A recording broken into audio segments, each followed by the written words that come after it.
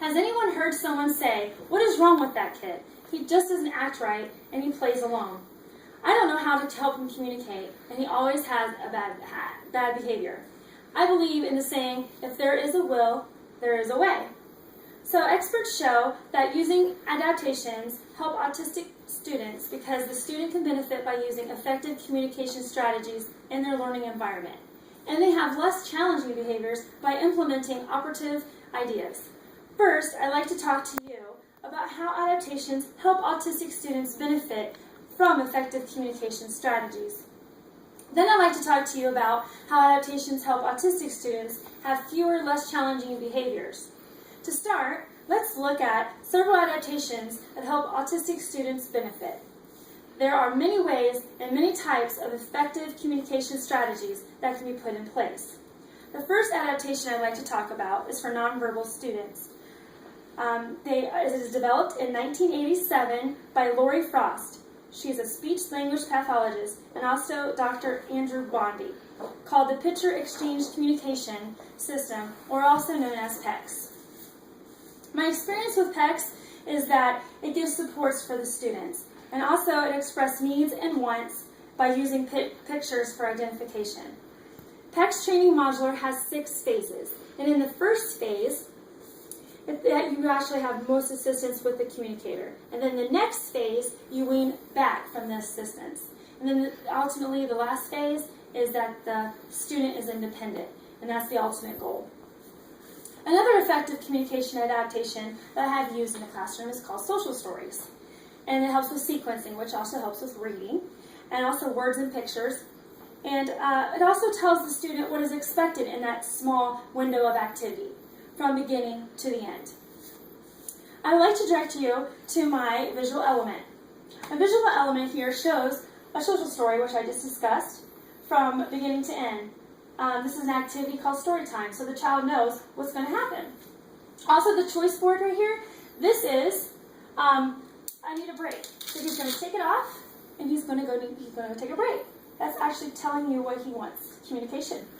First and then, this here is, he's going to go to do watercolor, and then he gets to have a cookie. And this is a motivator and a reinforcer as well. Visual schedules, these are very, very useful for like a small snippet of a day that a child is having trouble with an activity or a window there. So he's going to play blocks, and he's going to go on to the next step, and then listen to music. I also used boardmaker.com, which is actually, you go there and it's Mayer and Johnson Incorporated makes the software, and I used that to make a lot of these. And also I used Velcro, and I laminated it for sturdiness for everyday use, which is very important.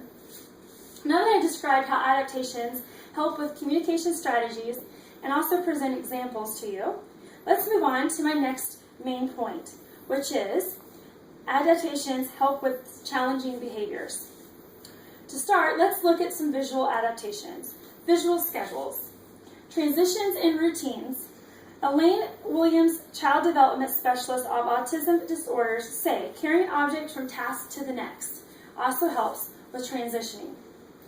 I found in my own experience that small sensory items the child holds in their hand, like a lighted ball, a vibrating ball. Also, I use movement for the student to hop to one task to the next task.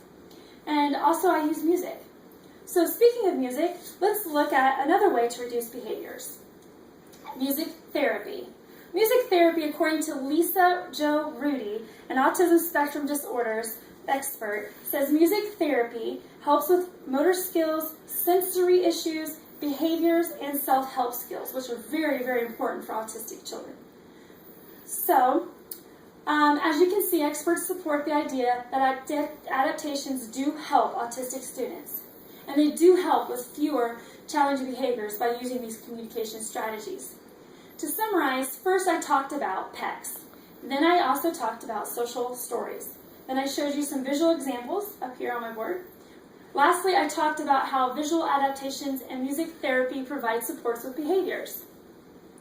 So going out into the world, you will encounter an autistic child.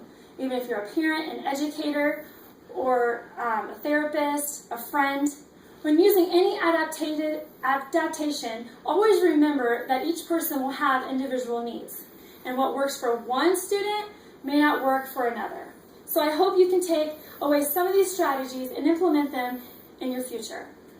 Does anybody have any questions? Where can we go to learn more about music therapy?